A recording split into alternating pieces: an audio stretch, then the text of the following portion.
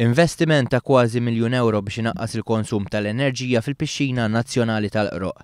Is-Segretarju Parlamentari Krista Ġus spjega li dan il-proġett huwa mmirat biex jindirizza sorsi ta' enerġija alternattiva u biex jonqos il-konsum tal-ilma u l-elettriku biex tissaħħan l-ilma tal-Pixxina.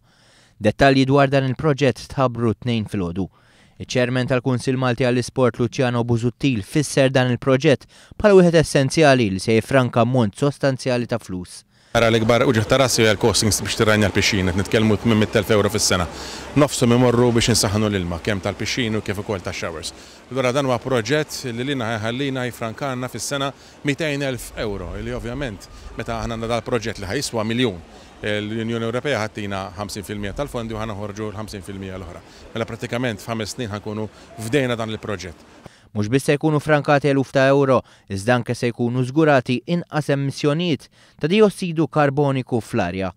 Segretarju Parlamentari Ian Borch spjega kif nofs il-finanzjament se jkun qed jiġi minn fondi Ewropej filwaqt il-Kunsill Malti għall-Isport se joħroġ in-nofs ieħor. Borch spjega kif bejn l-2014 u l-2020 se jkun hemm €60 miljun allokati għal proġetti ta' enerġija alternattiva.